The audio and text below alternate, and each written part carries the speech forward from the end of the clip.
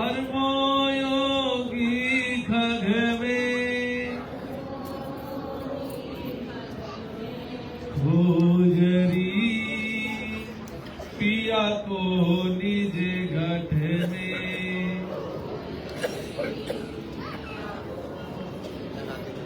पंडित काजी भेक सेख सब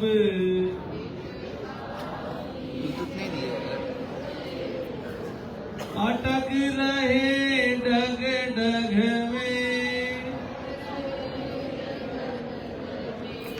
खोजरी पिया को निज घट में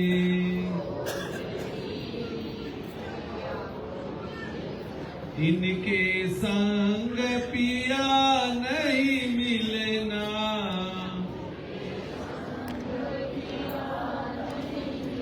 पिया मिले कोई साध समग में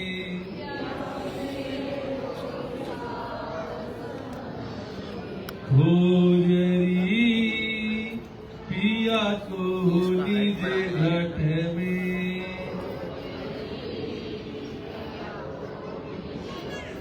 ये तो भूले विषय वास में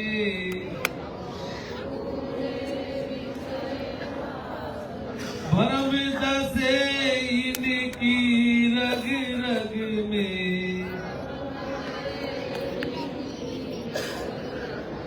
खोजरी पिया को निज घट में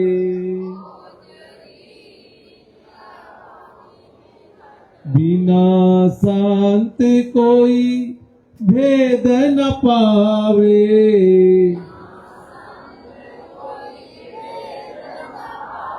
वे तो ही कहे अलग में खोजरी पिया को निज घट में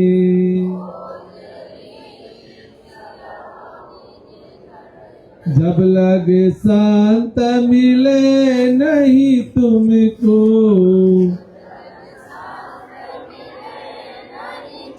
खाए ठगोरी तू इन ठग में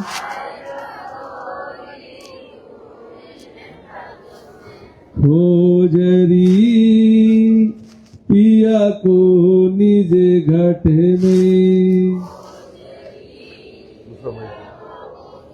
सतगुरु शरण गहो तो हरदम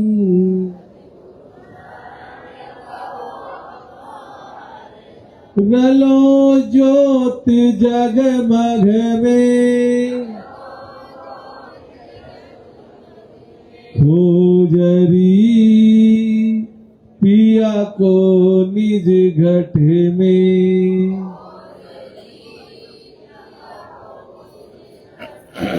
जय गुरुदेव।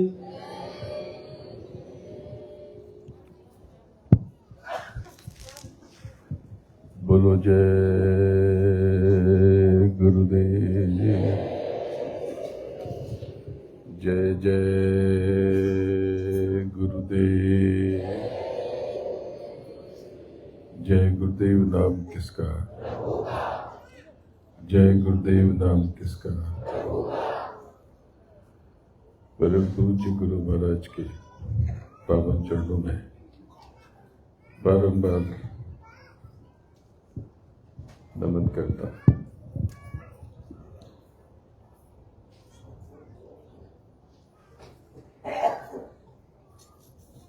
काशी से पधारे सद्विद्वज्जनों का स्वागत करता हूँ और आप सबको प्रणाम करता हूँ।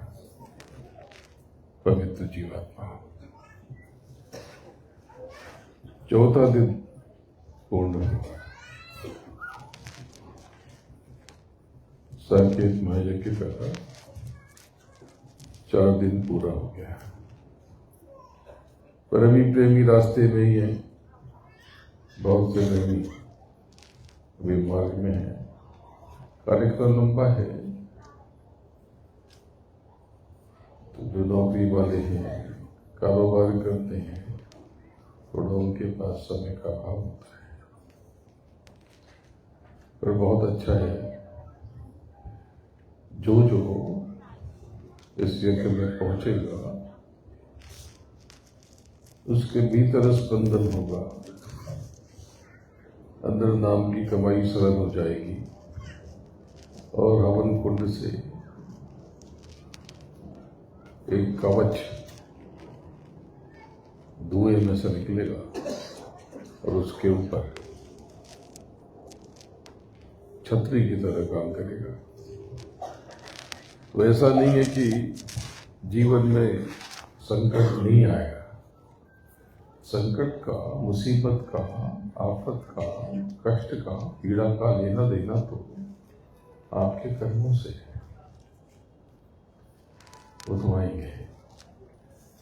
लेकिन गुरु की, सदगुरु की दया हो जाएगी, इस यज्ञ से जो कवच बनेगा तो वो संकट, वो आफत उससे टकरा के आपको छू कर निकल जाएंगे। बहुत बड़ी दया। आज को सुनाओ बताओ, बहुत सी बातें याद आ गई। एक बहुत बड़े महात्मा इसी महाराष्ट्र की भूमि पर हुए। आप सबको ज्ञान नहीं है, शायद बोध नहीं है। उनका नाम रत्नाकर राव था। नाम तो रत्नाकर होता है, लेकिन वो हर जगह रत्नाकर लिखते थे। उन्होंने बहुत से जीवों को पहुंचाया, पूरे थे। इसी महाराष्ट्र की भूमि कभी अब उल्लेख करूंगा, पर वो विशेष प्रयोजन के लिए आते हैं। थोड़ी बहुत संगत थी, लेकिन वो अपने मूल प्रयोजन का इंतजार कर रहे थे। और जैसे ही उच्च कुल से एक युवक श्यामराव, उसके बाद में अमृतराव कहा गया। अमृत इसलिए कि वो पूरा था। महापुरुष, पूरे महापुरुष भी एक औपचारिकता निभाते हैं, औपचारिकता निभाते हैं। तो उनकी मुलाकात, भेंट हुई। उस युवक से बहुत कम उम्र थी।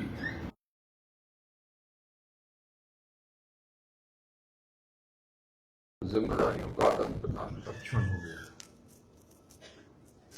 दान की तो औपचारिकता थी, लेकिन वो तुरंत सक्रिय हो गया और राजपाट से रुचि हट गई।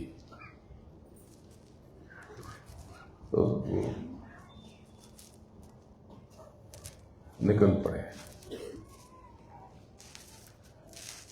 बहुत समय काशी में बिताया। सिकरौल, इसके पीछे की गली अब्दली बाजार एक जगह है बनारस में, जहां गुरु महाराज ने पहला सत्संग किया। बस उसी जगह एक दीवार पीछे समझ लो, तो वहां रहने लगे चुप कर गए। लोग उनको, क्योंकि चेहरा थोड़ा सा अलग प्रकार का था, कद काठी बड़ी बलिष्ठ थी, तो अमृतराव उनको, लोगों ने समझा कि कोई दक्षिण भारत से आए हुए महात्मा है।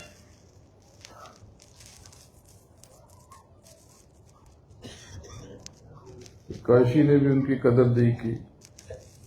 जो पिछली देह में थे तो उन्होंने घट रामायण लिखी थी। तो उनके गुरु महाराज ने उनका नाम बदल दिया, और जो पिछली देह में नाम था वही नाम दे दिया। उनके कई करीबी शिष्य थे, कई शिष्य आगरे में थे, तो आगरे जाना आना होता था। तो वहां पर एक प्रौढ़ महिला थी, उनके यहाँ जाना आना होता था, वही पन्नी गली में जाया करते थे।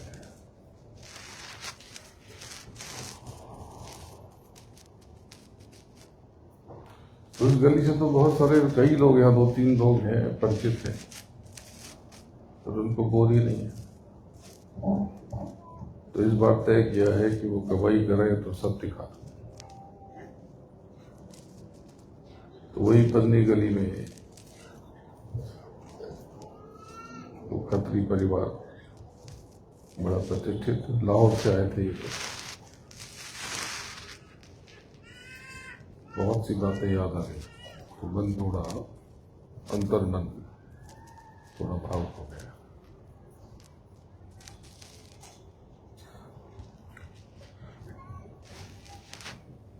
तो वहां पर दर्शन हुए, और संतान नहीं थी उसको। तो उन्होंने कहा तुम्हारे पास तो मालिक आ रहे हैं।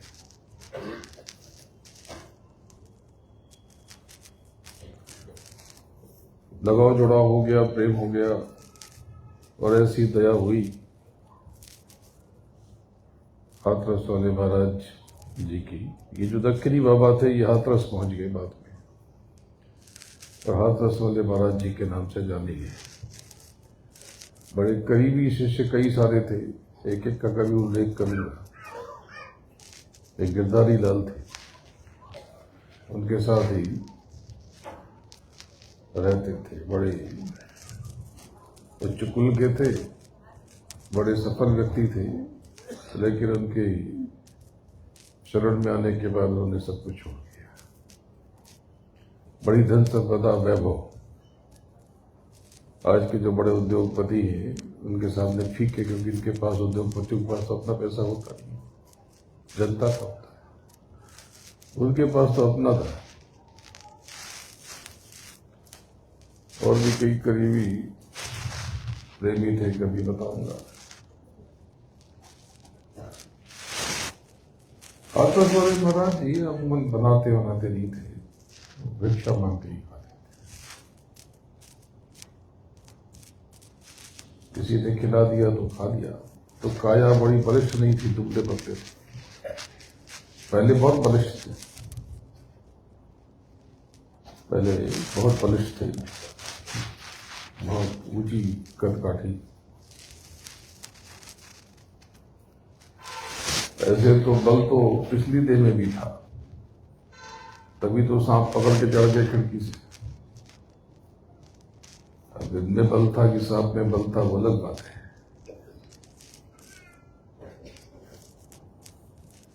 तो आपको बहुत कुछ बताना चाहता हूं। देखते हैं मालिक क्या मौज करते हैं और क्या कहलवाते हैं।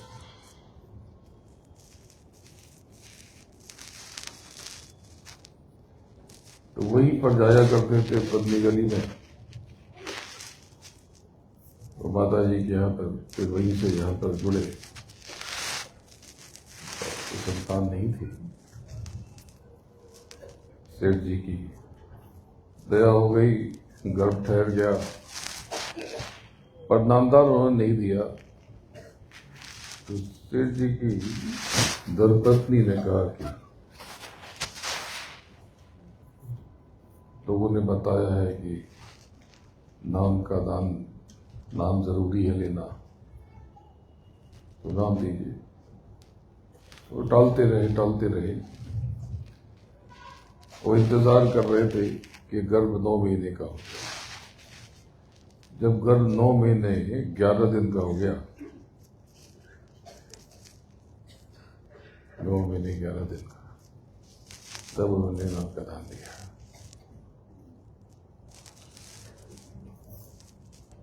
और उन्होंने अंदर बैठ के सुना।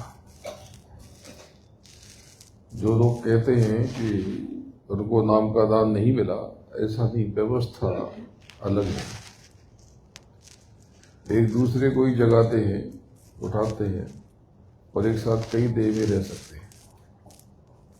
जब आप शब्द को पकड़ोगे तब ये सब जान जाओगे। तो जब बच्चे का जन्म हुआ तो सेठ जी ने संकल्प लिया था कि बेटे का नाम भगवान शिव के नाम पे रखेंगे। और माता जी ने पूछ लिया कि क्या नाम रखें, तो स्वामी जी ने कह दिया कि तो दयाल है, दयाल रख दो। तो सेठ जी ने कहा कि मेरा संकल्प है।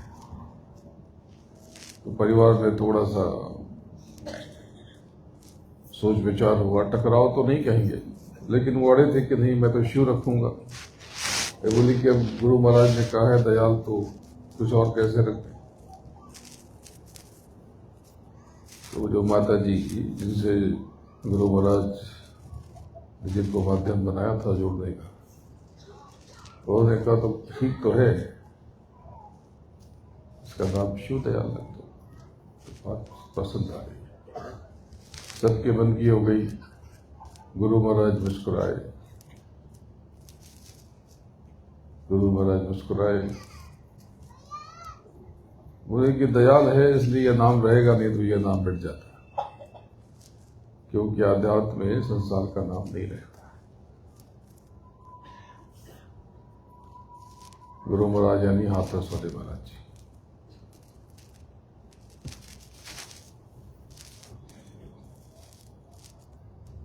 बचपन से ही वृत्ति प्रवृत्ति दूसरी थी, बहुत ज्यादा खेल कूद में वो नहीं थे। कभी कभी जमुना के किनारे जाया करते थे और वो कमरे में बैठ करके लिखना पढ़ना ये सब उनको भाता था और अंतर में अपना काम करते थे, क्योंकि नाम का दान तो मिला था और समय का इंतजार कर रहे थे। गुरु महाराज अपना काम कर रहे थे। एक और अभ्यासी दक्षिण भारत के,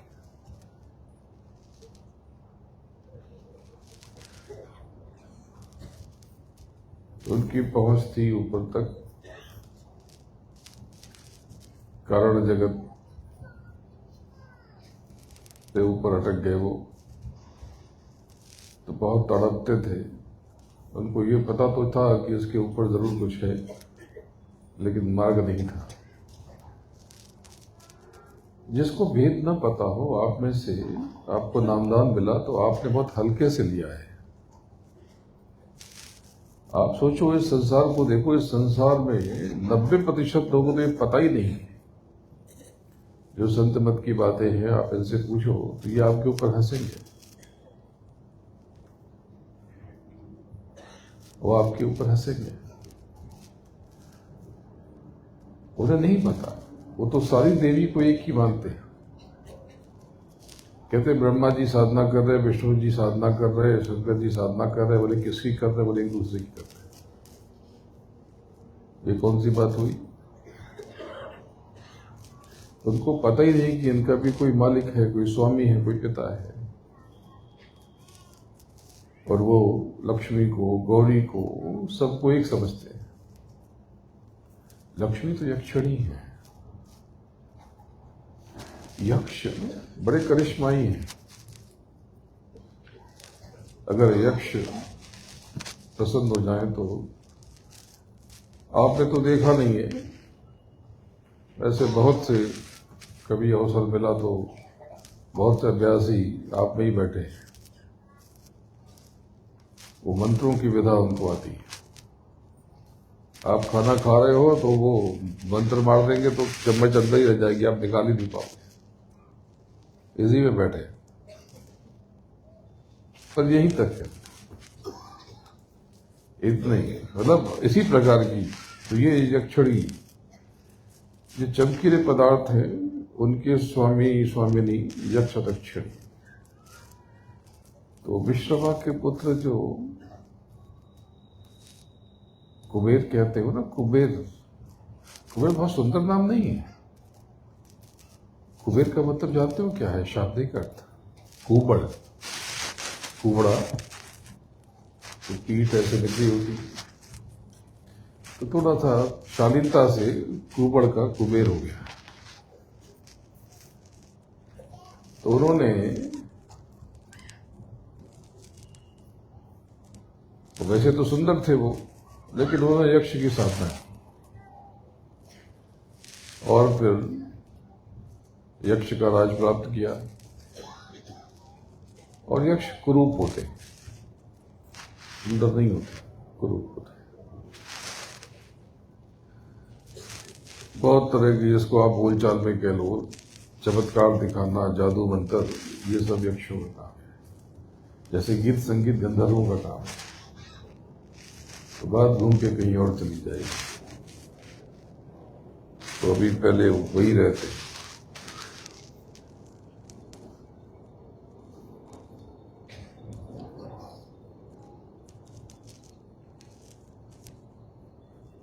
तो वो खेलते थे, लेकिन खेल कूद में बहुत रुचि नहीं थी। दक्षिण भारत के ये जो अभ्यासी थे,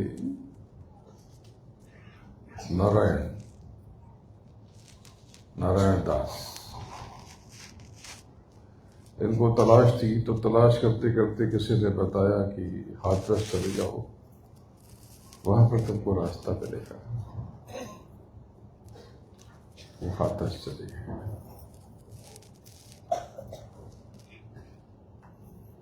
हाथरस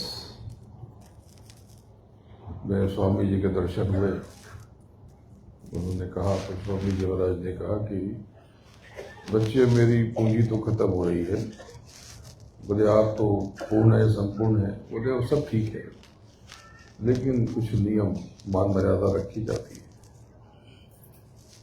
तो अब ये सांसों की पूंजी खत्म हो रही, तुम ऐसा करो, तुम्हें मार्ग मिलेगा, रास्ता मिलेगा, तुम चले जाओ। आग गए। और जब उनकी मौज हो जाएगी तो तुम्हें रास्ता बता देंगे। तो आगरे पहुंचे तो पता किया, पूछताछ हुई धीरे धीरे। तो बोले वो बच्चा तो खेलने गया है। बोले कहाँ पर? बोले यमुना के किनारे पहुंचे। तो पता किया ये बच्चा कौन है, जिसका नाम शिव है, शिव दयाल। तो बच्चों ने बताया। तो बहुत गंभीर प्रवृत्ति के थे, कम हंसते बोलते थे, कम मुस्कुराते थे। बचपन में 12 बरस की उम्र में बुजुर्गियत थी। तो सब बच्चे उनको अपना अगुआ मानते थे। बड़े बड़े बच्चे भी उनकी सुनते थे। और वो बच्चों को साथ उनको चैन नहीं मिलता था। पर कभी कभी आ जाते थे। तो पहुंचे और नजर मिली। और तो बोलो, बोले आप तो सब जानते हैं। आजमाने के लिए कहा, लेकिन फिर आंख बंद किया तो अजीब सा प्रकाश नारायण दास को महसूस हुआ। वो समझ गए। थोड़ा देर बैठे और समझ में आया कि ये तो बहुत ऊपर की बात है। उन्होंने कहा कि बस मार्ग चाहिए, रास्ता चाहिए, बाकी कुछ नहीं कहना। तो ऐसे ही खेलते कूदते उन्होंने कहा कि अभी तो समय लगेगा, तब तक इंतजार करो। तो बोले मैं यहीं रहूंगा। पिताजी से पूछ लो। तो बोले तुम क्या दोगे बदले में? बोले कि मैं खुद को दे दूंगा। फिर उनको याद आया तो कोडली से एक झोला था, उसमें से पत्थर निकाला। बोले ये क्या है? बोले पारस मणि है। बोले क्या करते हो इसका? तो बोले कि जब रोजी रोटी के लिए, मतलब रोटी के लिए, भोजन के लिए, जरूरतों के लिए अब किसी से क्या याचना करे, तो इससे सोना बना लेता हूँ और उससे घर से मिल जाता है। बोले अच्छा कैसे बनाते हो? बोले ये लोहे को स्पर्श कराते हैं, ये विधि पद्धति जो भी है, ढूंढ के लोहा लेके आए, 10-15 मिनट 20 मिनट इधर उधर खोजा, हम लोहा तो कहा कभी कभी तो मिल जाता है, कील वील लेके पैसे तो ढूंढो तो कहाँ मिलेगा। लगा 15-20 मिनट, लेके आए, बच्चे तमाशा देख रहे थे। क्रिकेट खेलते हो आजकल, वैसे ही गुल्ली डंडा जैसा ही समझो, कोई भी चीज उठाते थे और पटरे से उछाल दिया करते।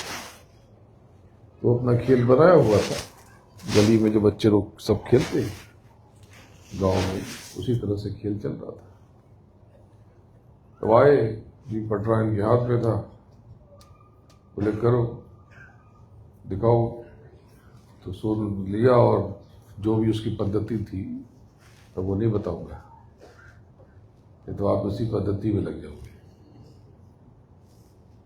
आप भटक जाते हो। अरे कर्मकांड अगर आपको सिखा दूं तो आप कर्मकांडी हो जाओगे। लगा ये तो बहुत लाभ की चीज है, यही करना चाहिए।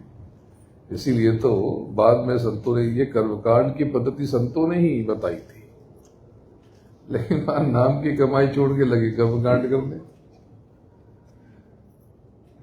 मैंने कहा कर्मकांड कराया आपको साल भर, कुछ नहीं कराता। कोई कहे कि देवी देवता की उपासना करा रहे, अरे कहाँ करा रहे हैं, सेवा करा रहे, भोजन करा रहे, और क्या कर्जा लादा है आपने, करें क्या? भाई बेटी की शादी करनी है, बेटे की शादी करनी है, ये बाहरी जमेले यही सब तो मांगने आते हो। अभी मिलोगे तो यही कहो तबीयत ठीक नहीं रहती, तो भाई अब उससे नहीं कहोगे तो किससे कहोगे?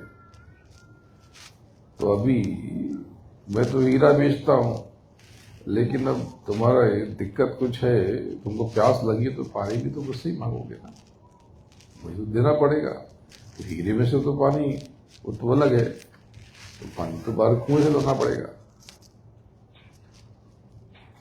तो तुमको ये चाहिए तो ये सिलाना पड़ेगा, तो ला के देता हूं। तो वो ऐसे ऐसे किया, जो भी किया पद्धति, और सोना बन गया। तो बोले तुम इतना तिकड़म करते हो जी, यही शब्द यही भाषा। तो नारायण दास उम्र अच्छी हो गई थी दौड़ में, और बच्चा ऐसे कह रहा है, वो तुरंत झुके और रेत वेत मिट्टी पिट्टी सब था ऐसे उठाए और ऐसे लिए और ऐसे ऐसे रगड़ा, और भुर भुर भुर भुर भुर भुर भुर दास की आंख फैल गई। ये सब सोने का, एकदम सच्ची बात बता रहा हूं। नारायण दास का सर घूम गया, पैर पकड़ लिया उन्होंने, बोले रास्ता बताइए।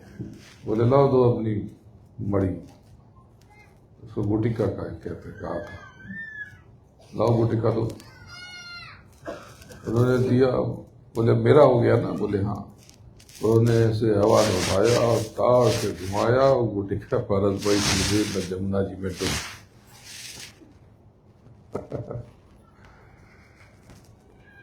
नारायण दास न तो कुछ बोल पाए न समझ पाए, लेकिन दर्शन के बाद जो अंतर में अनुभूति हुई उसमें वो खो गए।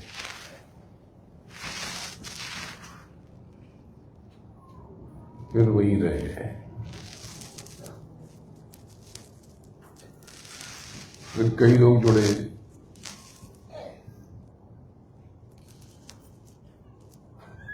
पर सबसे ज्यादा भरोसा काम काज जरूरत सालिग्राम पे करते थे, आज भी करते हैं। तो ये बात आपको समझ में नहीं आएगी, कुछ आ गई।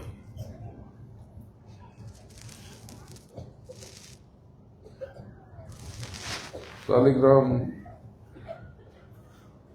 घूमने के लिए कहीं गए, जा रहे थे, तो मुझे क्या लाओगे मेरे लिए? बता आगे की बात बता रहा हूँ, बीच की बातें छोड़ दी मैंने। बोले आप बताएं, बोले सबसे अच्छी चीज जिससे मन खुश होता है वो लेके आओ।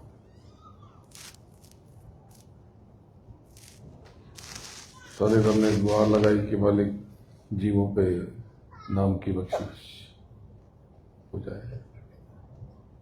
कोई जवाब नहीं, बहुत बार कहा कोई जवाब।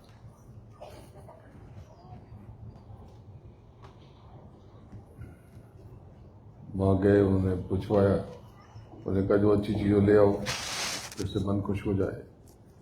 पहुंचे तो बोले कि क्या लाए हो मेरे लिए, तो एक पर्ची देती, तो खोला, खोलते ही बहुत गंभीर हो गए, आंखें बंद कर ली। तो उसमें लिखा था परम पुरुष पुरंदरी।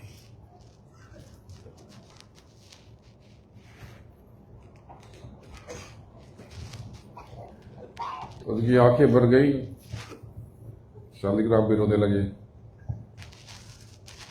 पैरों में चरणों में शीश नवा दिया। बोले चलो बताओ क्या चाहिए। तो बोले कि हुजूर नाम की बख्शीश देते हैं, जीवों पे दया। बोले चलो एक दो नाम बता दो, एक दो नाम बता दो, जिसको कहोगे 3-4 नाम दे दो। पहले एक दो कहा, फिर वहां बदल के बोले 3-4 नाम दे दो, उनको नाम की बख्शीश मिल जाएगी। शालिग्राम ने नाम लिखा फारसी में, तो चरणों में रख दिया। तो नाम उन्होंने उठाया, बड़ा बहुत सोच में पड़ गए। फारसी में लिखा था, उसका हिंदी तर्जुमा कि समूचा संसार। बड़े भावुक हो गए। देखा शालिग्राम ने मांगा होता कुछ भी तो वो ले लेता। तब से उन्होंने शालिग्राम को अपने पास ही रखा है। फिर दशरथ जी भी उन्होंने मेहर की जीवों पे। सिपाही थे सेना में, सेवा किया करते थे जयमल सिंह।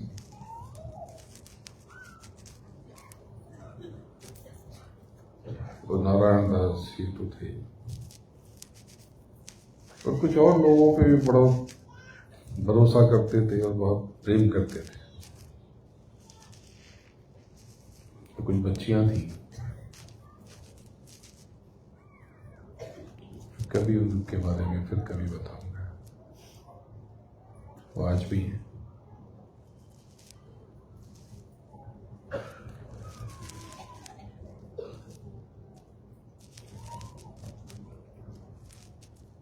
वसंत पंचमी से उन्होंने जीवों पर दया कर दी।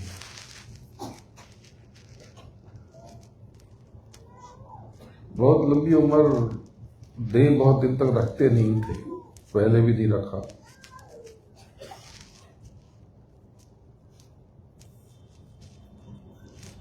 तो उन्होंने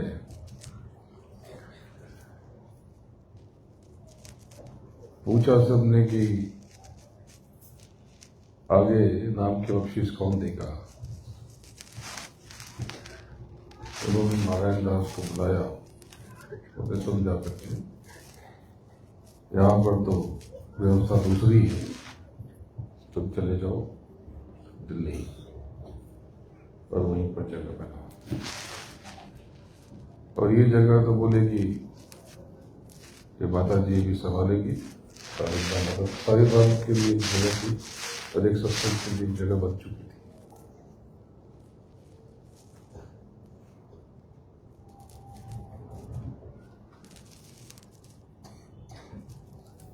किसी ने कह दिया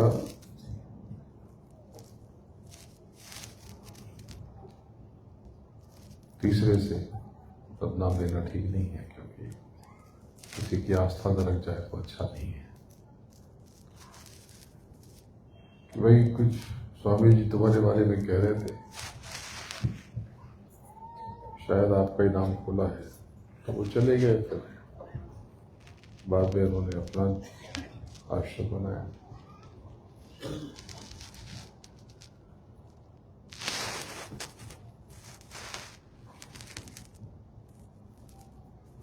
फिर पूछे कि कौन संभालेगा। नारायण दास को कहा कि गुरु महाराज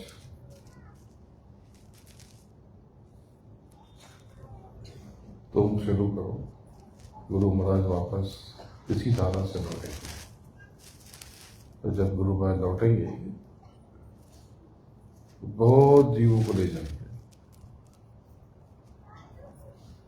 अनगिनत। और पहली बार वो सामूहिक नाम का दान देंगे, क्योंकि नाम दान तो ऐसे दिया नहीं जाता। बोले कि वो नाम की बख्शीश खुले आम लौटाएंगे और उसके बाद वो लुप्त हो जाएंगे।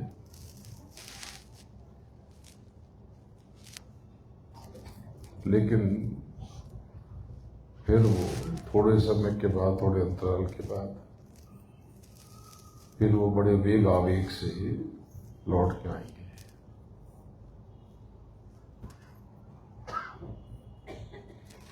और इस बार देश नहीं, बहुत सारे देश, एक नहीं 50 देश तक वो अपना परचम फहराएंगे। गुरु महाराज थे, गुरु महाराज और गुरु महाराज जो कहना चाहता था, आप में से कौन कौन समझे मुझे पता नहीं है। बहुत कुछ कह दिया, कहना बहुत कुछ चाहता हूं, फिर कभी बताऊंगा।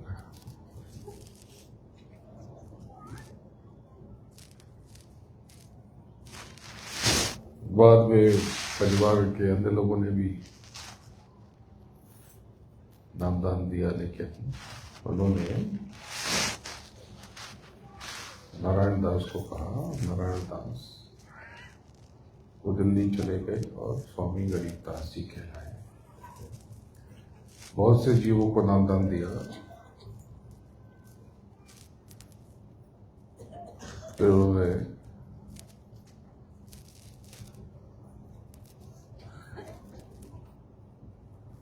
विष्णुलाल शर्मा को नामदान दिया और उन्हें दादा गुरु को नामदान दिया।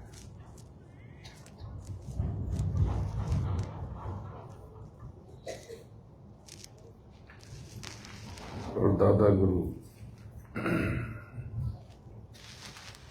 ने अनामी महापुरुष को उनसे स्वयं से परिचय कराया।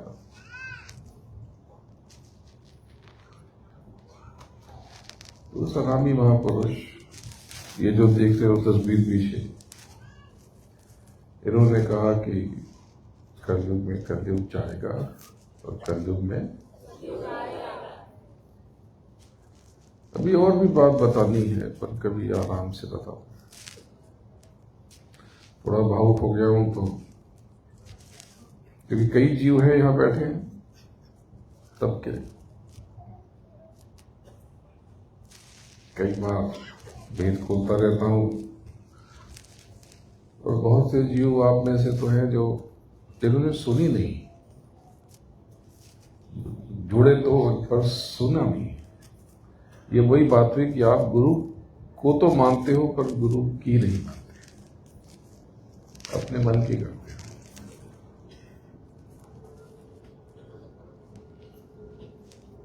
और वो जो तीसरे थे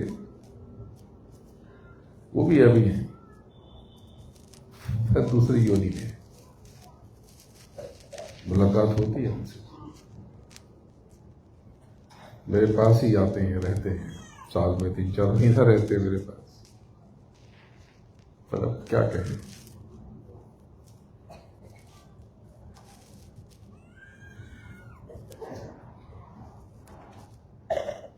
जो इशारा समझ गया जिनको, क्योंकि ये सब भेद पहले थोड़ा थोड़ा तक खोल चुका। तो जिसको समझना था वो समझ गया। इसलिए प्रेमियों हमेशा छोटे रहना, खुद को कुछ समझने का गुमान मत करना। थोड़ा सा समय है, क्यों अकड़ते हो? मुझे देखो, यहां से 7.3 किलोमीटर आप डालोगे सदगुरु श्री गुरुधाम, वहां जाकर एग्जैक्ट इतना ही है, यानी पहुंचने में 10 मिनट लगेगा मुझे। सुंदर जगह है, अरब सागर के किनारे है, इधर से सूरज उगता है और इधर से डूबता है, दोनों मैं देखता हूं।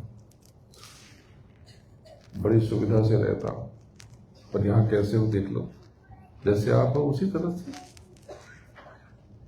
थोड़ा घेर घार दिया है लोगों ने कि बहुत सुविधा में नहीं, वही मिट्टी डाल करके उस पर लाल कपड़ा जो बिछाते हैं, जो यहाँ पे बिछा है हरा वाला, ऐसे ही बिछा। मैं चाहूं तो जा सकता हूं, 5-10 मिनट लगेगा, सुबह फिर आ जाऊंगा। नहीं, मेरे बच्चे जहां है मैं भी वहीं। ये सुख सुविधा क्या, दिक्कत क्या है?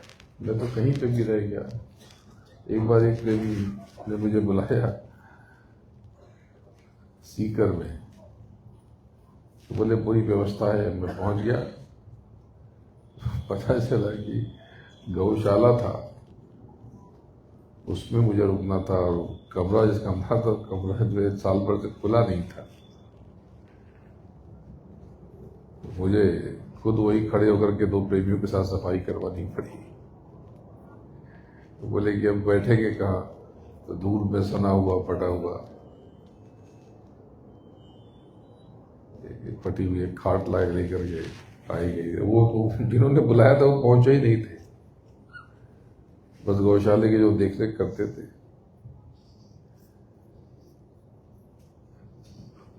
तो बाथरूम दिखा तो जब देखोगे तो उल्टी कर दोगे। लेकिन तो कहने का आशय ये है कि जहां प्रेम है, प्रेमी है, मैं वहीं पे। सब कुछ भाव का खेल है। अभी तो वो ये करा रहे हैं, ये करो आचमन, ये वो, यहाँ रखो वहां रखो, गुरु महाराज के आगे फल फूल रखो, आगे मैंने रख दिया। क्यों रख दिया? क्या हक है भाई? अपने गुरु के लिए सब कुछ कुर्बान कर दो भाई। जो भोजन करते हो, अर्पित करते हो ना, अंतर में प्रभु को, मालिक को, गुरु को, सब वही चीज है। अब वो अपनी जय जयकार करा रहे हैं क्योंकि उनको यही शिक्षा मिली है, उन्हें पता नहीं है, तो वो ठीक कर रहे हैं अपने हिसाब से।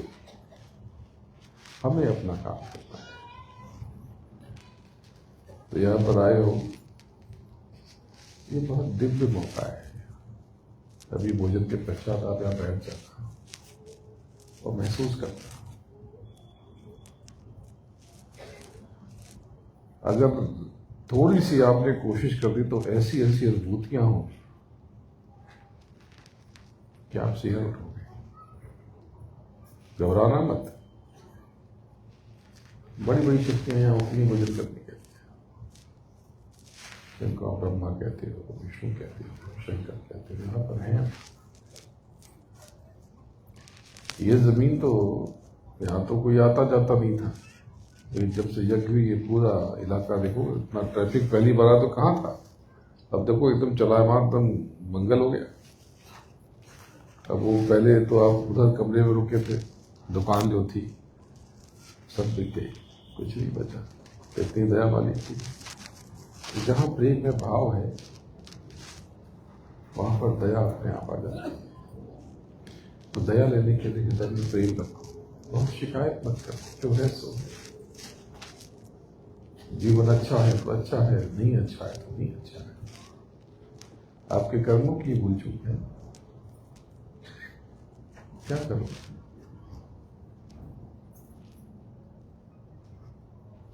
बोलो जय गुरुदेव।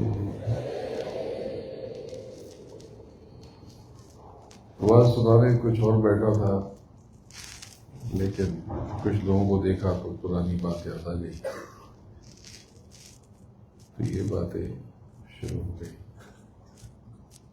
और बताना चाहता हूँ पर फिर कभी, क्योंकि अभी 9:45 हो जाएगी, 9:30 से ऊपर हो गई है, आप तो थक गए होंगे। मुझे थकान नहीं होती, क्योंकि जब मैं आपको निहारता हूं ना, तो दिन की थकान खत्म हो जाती है।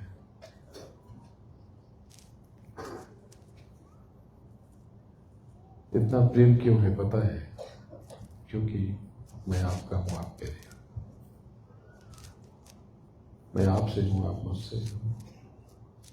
आप जानते नहीं हैं, और मैं तो आपका सेवक हूं, तो कोई दावा भी नहीं करता। ये इतना ही कहता हूं ना, तो बुरी बात तो नहीं कहता कि अपने भीतर उतरो और देख लो। जितनी सच्चाई से हमारी संगत काम कर रही है पूरे देश में, सच्चाई से देखा नहीं होगा ना किसी से हम कुछ सेवा मांग रहे हैं जो थोड़ा बहुत दिया। अरे जितनी पूरे देश ने सेवा दी है, उससे 10 गुना ज्यादा कभी पंडाल बना है। उससे 8-10 गुना ज्यादा, 10 गुना से थोड़ा कम हो सकता है, पर उससे बहुत ज्यादा कम, जितने भी गुना हो बहुत ज्यादा कम। सेवा तो आपकी प्रतीकात्मक है ना, चाहिए नहीं किसी को। कि आपको भोजन करा रहे बल्ला जी, तो वहां से उत्तराखंड से भंडारा लेके आए, यहाँ पर पूरी भुसावल से प्रेमियों ने बहुत श्रम किया, राजस्थान के प्रेमी वो भी थे, मुट्ठी भर लोगों ने ये खड़ा किया है। 20 दिन तो पहले कुछ था ही नहीं। मैं तो स्वयं लौटा हूं 2 तारीख की सुबह, 2 दिसंबर की सुबह।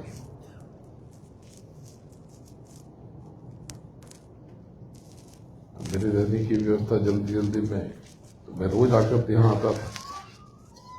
माता जी कहती थी कि यार इतना परेशान क्यों होते? मैंने कहा इस बार थोड़ा सा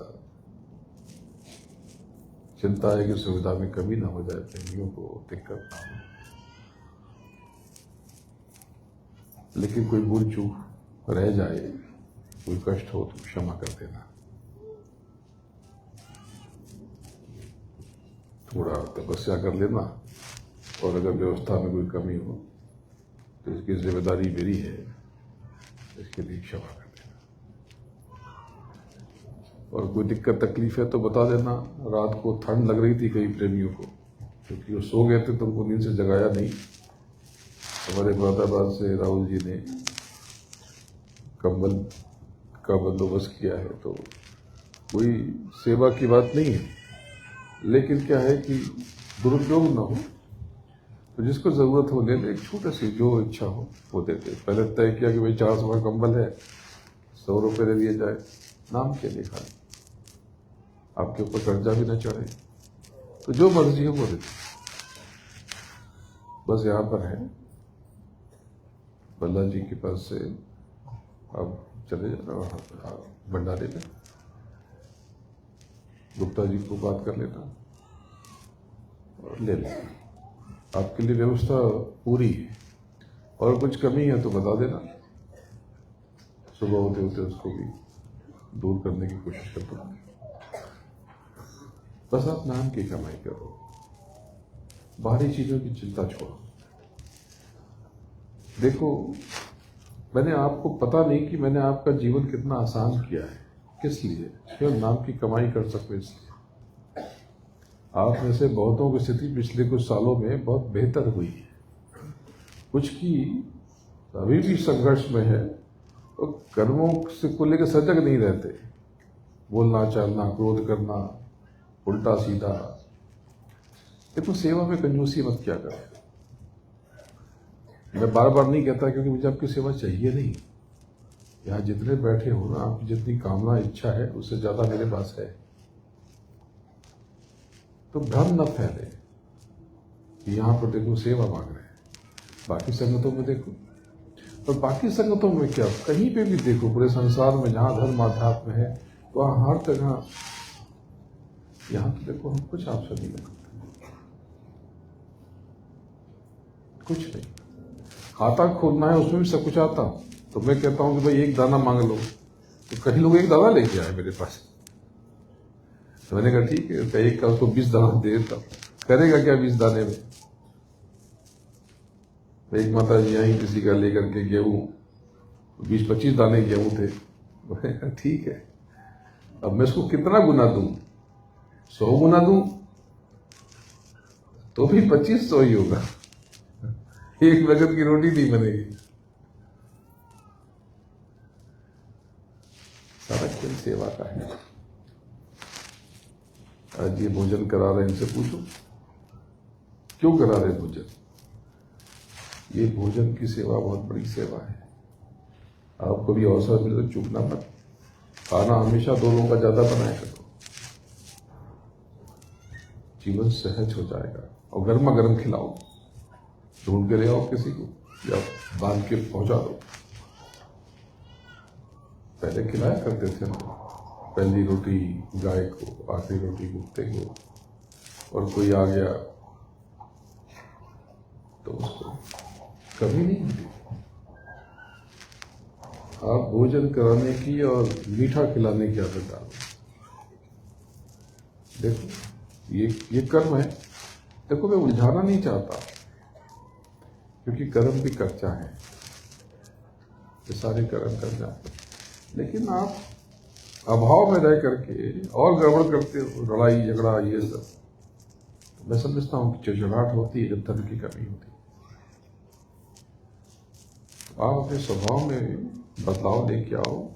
आपकी स्थिति में यहाँ से जाते ही उसमें आप थोड़ी या बहुत, कम या ज्यादा, आप इजाफा पाओगे, वृद्धि पाओगे। तब आपको गुरु महाराज की, सदगुरु की दया का एहसास है। क्या लिया आपसे? कुछ नहीं। आप ही यहाँ से लेके जाओगे, आपको खिलाऊंगा पिलाऊंगा। आप सोचो कि ये भी आहुति डाली आपने। देवियों, कुछ देवियों की थाल देखी तो 10-15 मिनट में एक थाल, 8 किलो 7 किलो तिल बिल। कितने का है तिल? 200-300 रुपए किलो तो होगा, 400 रुपए किलो तो होगा। यानी एक प्रेमी दिन में 50 किलो आहुति डाल रहा है। कुछ लिया आपसे? नहीं, कुछ नहीं लिया। आपके लिए व्यवस्था की। आपने क्या सेवा भेजा होगा? 2000, 5000, 500, 800, उससे ज्यादा तो आप आहुति डाल दोगे। बात को समझो। सेवा में पीछे रहोगे तो भौतिक रूप से पीछे हो जाओ, परमार्थ पर हमेशा अर्पित क्या करते। और कोई अगर आपके सामने याचना करे और आपको लगे कि ये सच्चा है तो हृदय से मदद करो, और लगे कि झूठा है तो कुछ न कुछ चवन्नी अठन्नी या जो भी 100 मांगे तो 2 दे दो। दाता बनो, दाता बनो। किसी से कोई कामना मत रखो। थोड़ी व्यवहारिक बात बताता हूँ। आप सबको अच्छा लगता है कि देखो हमारी शादी में आए, हम उनकी शादी में गए, हमने 5000 दिया, हमारी शादी में 8 लोग खाना खा के चले गए, 2000 दिए। ऐसा करते हो ना?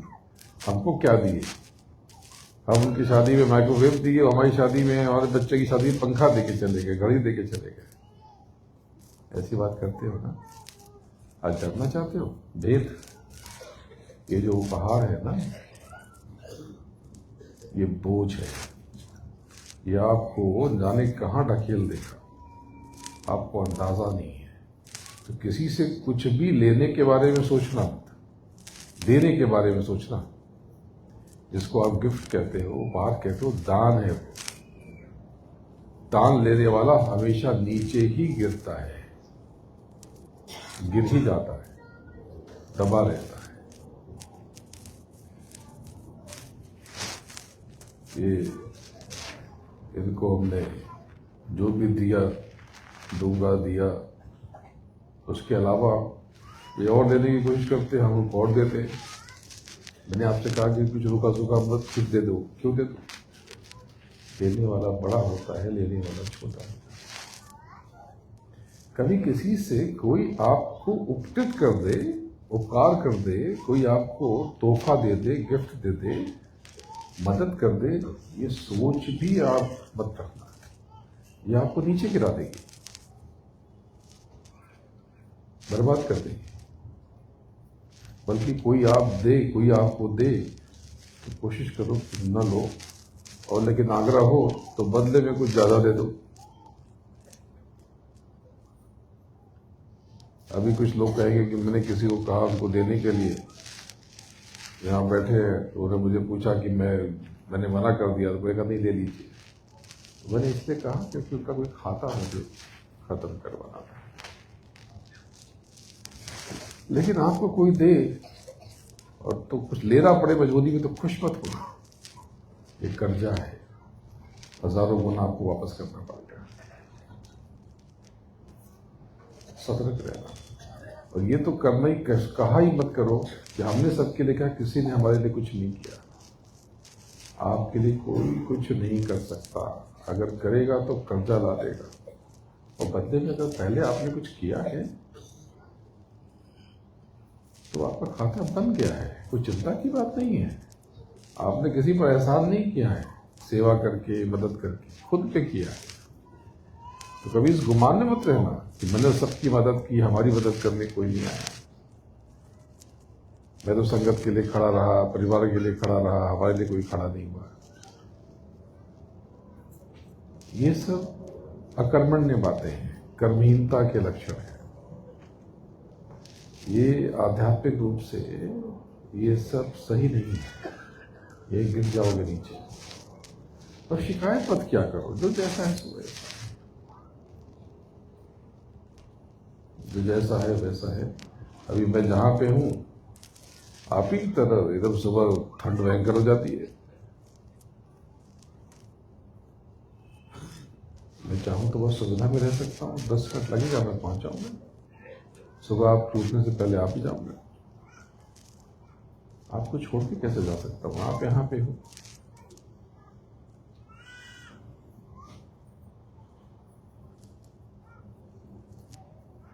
आप अपनी कीमत नहीं जानते, मेरे लिए आप क्या हो। बस इतना कहूंगा कि बहुत हो गया, अब अपने घर चलो, अपने धाम चलो।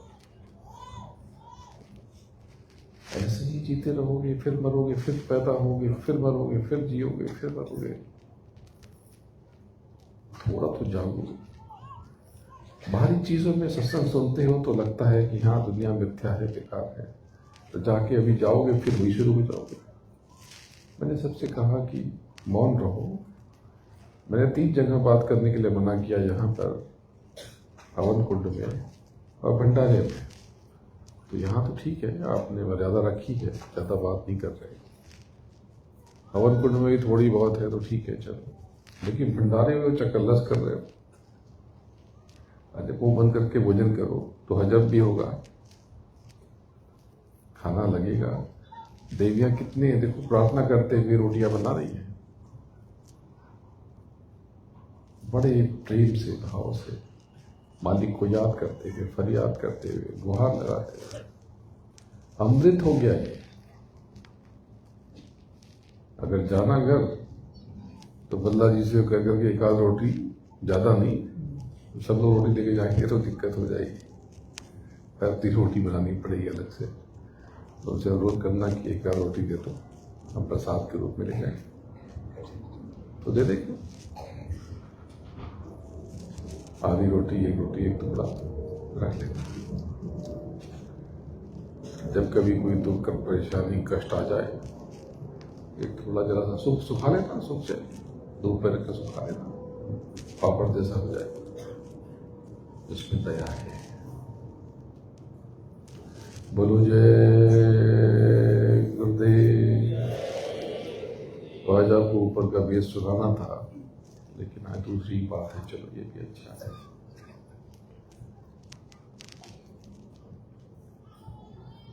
जय गुरुदेव, जय जय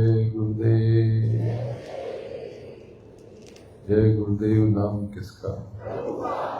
जय गुरुदेव नाम किसका? ये जय गुरुदेव नाम प्रभु का है। और जय जय गुरुदेव ये प्रणाम, दंडवत, शुक्राना। जब कभी मुसीबत में फंस जाओ, कोई कष्ट आ जाए, कोई पीड़ा आ जाए, अंतर में तड़प के साथ धूप करके अंदर में भीतर गुहार लगाना, फरियाद करना, कहना जय गुरुदेव, जय जय गुरुदेव, जय गुरुदेव, जय जय गुरुदेव, जय गुरुदेव, जय जय गुरुदेव। आप करिश्मा महसूस करोगे। दरवाजे के ऊपर लिख दो जय गुरुदेव, जय जय गुरुदेव। कोई अला बला नहीं आएगी। जो नजर दोष होता है, दूसरों की नकारात्मक ऊर्जा की बात करते हो, उनकी नजर लग गई तो कुछ नहीं होगा। जय गुरुदेव, जय जय गुरुदेव। ये जय जय जय क्या है? जय यानी विजय। इसका एक अर्थ ये भी है तो सर्वत्र विजय है। विजय किसकी? किस पे? आपकी अपनी इंद्रियों पे,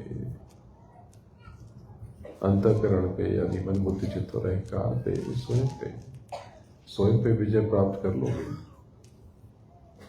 तो मालिक की तरफ बढ़ चलोगे।